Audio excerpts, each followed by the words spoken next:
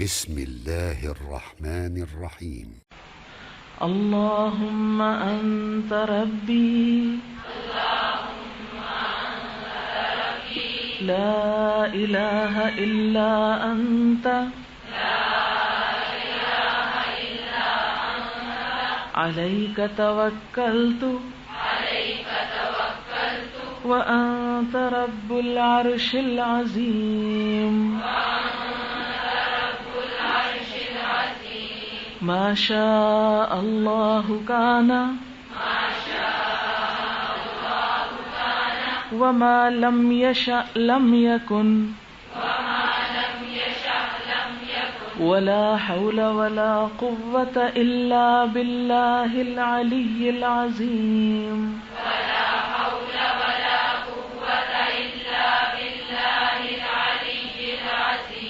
أعلم أن الله على كل شيء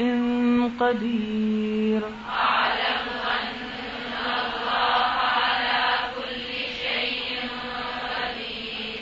وأن الله قد أحاط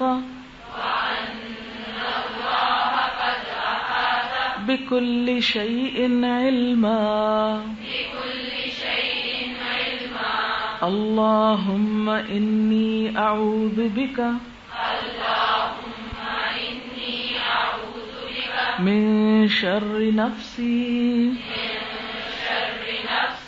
ومن شر كل دابة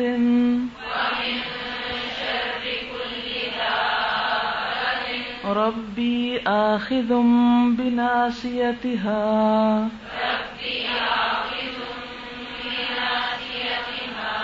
إن ربي على صراط مستقيم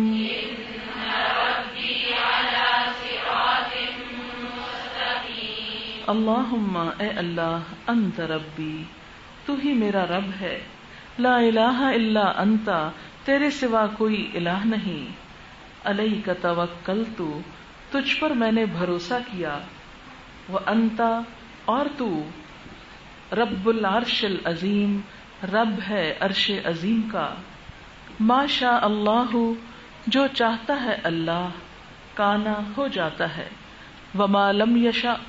اور جو وہ نہیں چاہتا لم یکن نہیں ہوتا ولا حول ولا قوت اور نہیں کوئی طاقت اور قوت الا باللہ مگر اللہ کے ساتھ العلی العظیم جو بلند ہے بہت بڑا ہے عالم میں جانتا ہوں ان اللہ بے شک اللہ تعالی علی کل شیء قدیر ہر چیز پر قادر ہے وان اللہ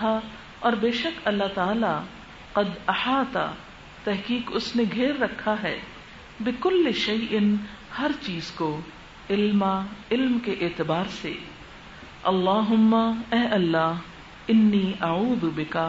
بے شک میں تیری پناہ چاہتا ہوں من شر نفسی اپنے نفس کے شر سے بچنے کے لیے ومن شر کل دابۃ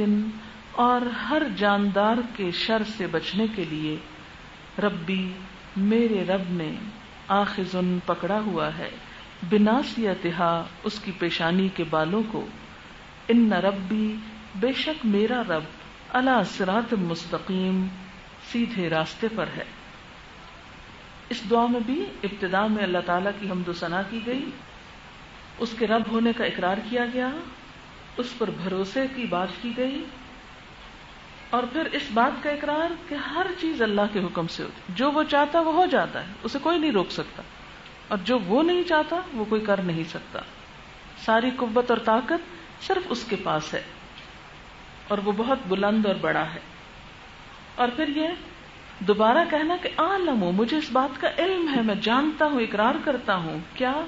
کہ ان اللہ علی کل شیء قدیر اللہ تعالی ہر چیز پر قدرت رکھتا ہے.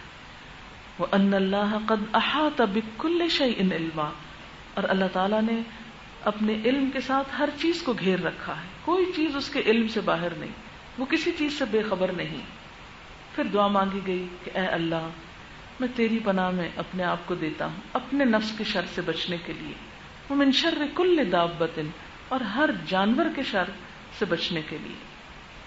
دابا کہتے ہیں جاندار کو، رینگنے والا، چلنے والا، یعنی ہر حرکت کرنے والی چیز کا شر مجھے تو اس سے بچا کے رکھنا، کیونکہ وہ چلتی چلتی کہیں مجھ تک نہ آ پہنچے۔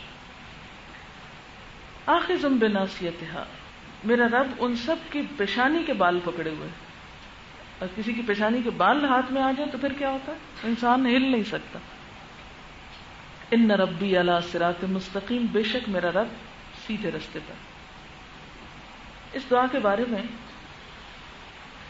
ایک روایت میں آتا ہے کہ ایک صحابی کے گھر میں آگ لگ گئی، تو کہنے لگے نہیں ہو ہی نہیں سکتا، اس لیے کہ میں نے یہ دعا پڑھ رکھی، میرے گھر کو نقصان نہیں ہو سکتا۔ لیکن انہوں نے بتایا کہ نہیں ایسا ہو گیا ہے، کہنے لگے اوہ میں یہ دعا پڑھنا بھول گیا تھا، ہو نہیں سکتا کہ میں یہ دعا پڑھوں اور پھر کوئی نقصان پہنچے۔ یعنی اتنے یقین کے ساتھ وہ یہ دعائیں پڑھا کرتے تھے، اسی لیے قبول بھی ہوتی۔